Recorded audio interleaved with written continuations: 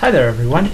So I've decided to try reviewing Star Wars Shadows of the Empire, the novelization of it. So right off the bat, I'm going to say I remember reading this book as a kid and really enjoying it. But I think there were several reasons why I really enjoyed it as a kid, and well, the first off was because, well, I was a big fan of the video game, and just a huge Star Wars fan in general, and I felt like it was a really easy read for me. But after just recently reading this book again, I decided, hey, why not try to do a review of it? Because after reading it now, I realize it's not as good as I remember it. And,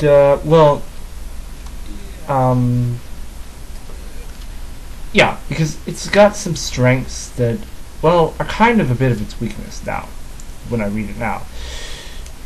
Because this book is based on a video game, first of all, that I really liked growing up.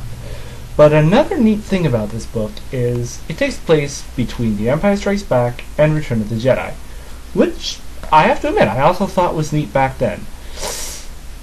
And to be honest, I still kind of do. But at the same time, it brings up an issue that makes this book feel like it's an excuse to both be in a giant tie-in to the video game and to set up stuff for Return of the Jedi. While it does manage to do both of those pretty okay and well, it feels like this book had no choice but to do the stuff it did, and a lot of the stuff is just very predictable, even if you've never read the books or played the video game. Because when I was a kid reading this book, at the end of this book, I was like, oh, nothing was really a big shock. It was just like, oh, okay, that's how everything happened, and that's about it. Like, nothing was a big shock. So the book opens up with us, well, hearing that someone else was with Vader when he was having his holo call with Vader in The Empire Strikes Back. That's when the Emperor was telling Vader to destroy Luke Skywalker, and Vader says, oh, I can turn into the dark side and all that stuff. But that's not really important. You all know what scene I'm talking about, I hope. Anyway,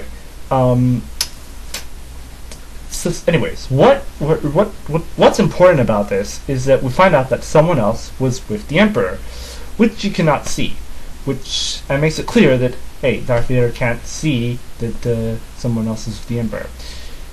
So this really works for me. I really like this scene, and it makes us feel like this guy, who we're going to discover on later who he is, was always around and not just pulled out of the Raiders' butt like a lot of stuff I've seen before. Again, no real issues. It really establishes this guy as a powerful villain in this story, and at the same time adds some depth to the Empire Strikes Back a little bit. The only issue I really have is that they never say why this guy was with the Emperor in the first place. Apparently he was just having some meeting, but it's never really discussed what the meeting was about or what they were talking about. But at the same time, who cares? That's not really important. The scene is about just the fact that someone else was with the Emperor when he was talking to Vader. And also, at the same time, it manages to just basically establish that he's a powerful person, because if he gets to sit in with the Emperor while having a meeting like that with Darth Vader, he's got to be powerful and important. But at the same time, I kind of realized that it's a bit of a missed opportunity, because they could have done they could have done a bit more and expanded on stuff. Like, explain why the Emperor decided to tell Vader at this exact moment about all this. Like, maybe what the Emperor and Caesar was discussing triggered something that the Emperor needed to tell Vader at that exact moment, or something like that. I don't know. But it just felt like they could have added more to the story of, a little bit more to the story of Empire without even destroying it. Like, And yeah, that's basically all I have to say about that scene. So moving on, we start off again with Leia dreaming about Han being frozen in carbonite. It opens up with just describing Chewie throwing around stormtroopers and stuff, and then Leia telling Han he loves her, and then them kissing each other, and then the smoke from the carbonite covering everywhere so she can't see, and then she wakes up, which feels kind of fitting to wake up to imagery like that, actually. And she apparently wants to cry after waking up, and she tells herself she won't and can't because she's a princess or something like that. And it ends with a line that, even as a kid, I thought was kind of strange and weird. She says she would not cry. Though she would not cry, she would, it says she would not cry, she would get even, which I thought was kind of weird, and still do. But then the opening brings us to one issue the first issue I have reading this book. And it's not really a big one, but it's still there. And the issue is this. Why did this book start on Tatooine? And why was Leia and Luke on Tatooine already? This book kind of makes itself to be like what happened between Empire Strikes Back and Return of the Jedi. Now, this is probably going to be a spoiler alert, so I'm just warning you right now, but this book ends literally 5 minutes before Return of the Jedi. So it's kind of jarring to see an opening that kind of raises the question of how did they get there and stuff. But to be fair, they did say they would meet on Tatooine at the end of Empire. And yeah, but the thing is, here's the thing. Chewie is with Leia when they first meet Lando.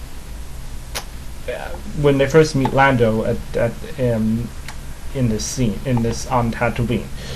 But at the end of The Empire Strikes Back, Chewie's with Lando. So it makes really... So it sounds like something happened between then and when this book started. Between the ending of The Empire Strikes Back and when this book started. But like I said, it feels jarring once you get to the ending.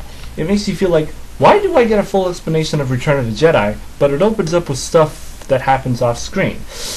But yeah, that's just my personal opinion on this scene. And I mean, there's nothing really wrong with it.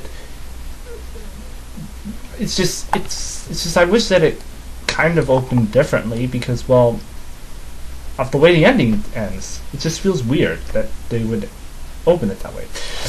Then we cut to Luke training, and he's training in a circus. I'm not kidding. He's training on a tightrope or something and has to cross it, knowing that if he falls, he could die. And yeah, it's not that bad. It's just, it gets weird because apparently when Luke uses the Force to cross the rope, the dark side starts chasing him, and while on the tightrope, he starts to run from it. And this makes very little sense to me because the only explanation I can come up with is as long as he uses the Force, the dark side chases him, and so he has to run so he can stop using the Force. But yeah, this brings up another issue that I don't think this is ever brought up again. So at the end of the day, this scene just seems extremely pointless and silly when you think about it. Because, well, quite frankly, I don't think the dark side is something you can literally wave away from. Which is what the book was implying, that he was running away from the dark side of the Force, literally. But as I said, I thought that when you really think about it, it seems more like he needs to stop using the Force as soon as possible. But the thing is, it's never really mentioned ever again why this doesn't happen whenever he uses the Force ever again. So again, we cut to Caesar again, and we discover that a few things. First, we get a bit of exposition about who he is and what species he is and what role in this book he has and in the galaxy he has. And we discover he is the third most powerful being in the galaxy right now. We also discover he has a pheromone which he can release to make any female fall madly in love with him. I'm not joking about it. And yeah, it will come up again. And this also brings up another issue that I have, and it's not the fault of the book, but the book indicates he is, well, one of the most beautiful races ever, and he's over 100 years old, and they say he looks like he's 30, and apparently he's very, very strong. And this is all without being a Force user. And well, honestly, I would have liked to have seen what he really looks like in real life. All I've ever seen of him are from video games and maybe some concept art and the book cover. But other than that, I have no real definitive idea of what he looks like in the real world. And I honestly would have loved to see what he looks like in real life. But yeah, that's not happening. But we learn other things, like he has an android female-looking bot that is his servant, and he has a plan to deal with Vader. And the scene also confirms my issue about the opening, because at one point it says that it's been months since Vader and the Emperor talked, and he witnessed that. And yeah, I know we never know really how long the Falcon took to get the Bespin and avoid the Empire, but I doubt it took months. So I really wish they did not say that the Empire Strike Back took place months ago, because, well, it just leads to a lot of issues. And not just with the opening, but this issue, I think this issue crops up every now and then in this book again. So yeah, basically this was just my first real attempt at another review, and I guess I want to hear what other people say, and if you like my review so far, and let me know. And if you do, I will continue to try my best to get part 2 out as soon as possible. But for now, let's just say to be continued.